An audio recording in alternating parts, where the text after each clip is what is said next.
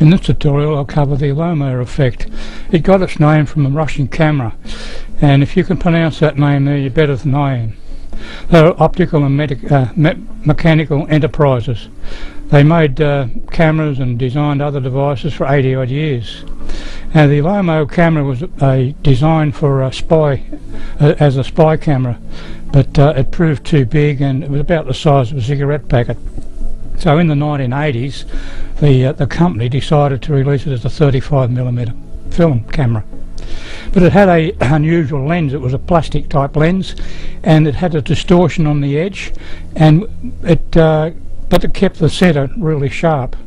And a couple of tourists went over there, and in the 1990s they found this camera and they brought it back across the border, smuggled it of course, and it became popular, and it's still popular today. This is the type of Lomo effect where the edges are sort of blurry and the centre is sharp. It's got the type of image you would see in an old Polaroid faded camera image. That's it there. It had a low quality lens because it was a plastic one, and the whole body was made of plastic as well. So that's the effect you can get, and that's on the iPhones. You can put it, they have it on the Apple application, and it comes up on the Apple application like this. You press that button there to take the photograph, and then Android has got one as well, and it's got a funny comic look about the way you go through your photographs and take the photo, where the thumb is. It's also downloadable as a plug-in for Gimp, and that's the address down the bottom if you want to go and pick it up. It's only very small, and it's you'll find it in your Gimp filters in the location of light and shadow, and it's listed as Lomo.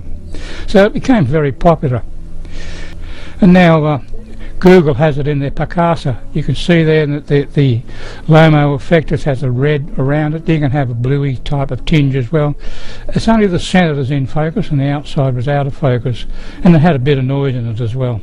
So I've covered that you can download a plug-in for Gimp, but in this tutorial I will cover doing it manually. Now I'll cover this in a manual format, getting the Lomo effect. First you need to go to Filters, and then Enhance and Unsharpen.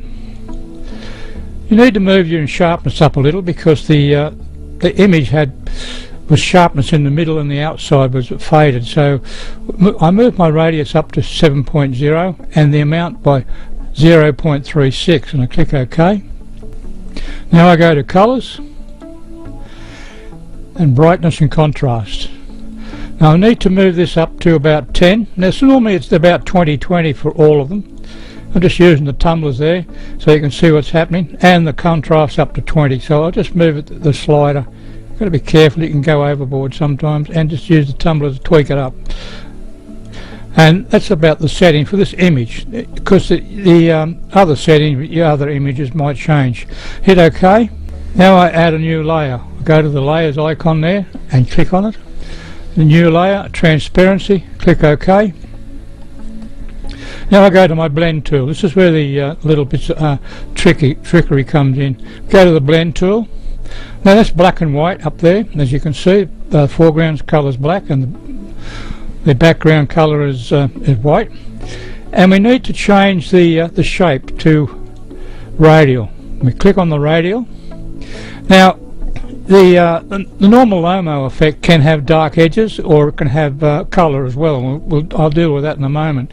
But you need the whiteness in the centre so that the outside is more of a blurry effect. So you can change your colours up here on the colours toolbox dialog. You click on the arrow. You can notice the arrow it changed here, but you can also change it on this little box. Click on that box there, it changes the colours over.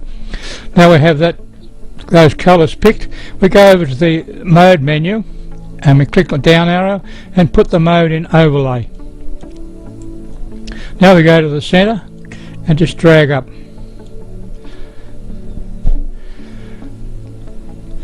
And there's your Lomo effect. You've got the brightness in the centre and the outer edge is dark.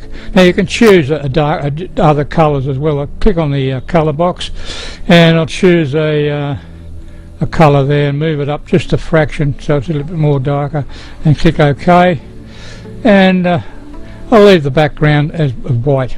So we see how we go this time. We can pull it up, and the Lomo effect, because it was a cheap camera, the processing of the lenses weren't really critical, and they were plastic, and so you got different effects with different cameras. So that's the Lomo effect. We're using that one there. Just right click on the top layer and merge down, or flatten image, and there you have it. That's the Lomo effect.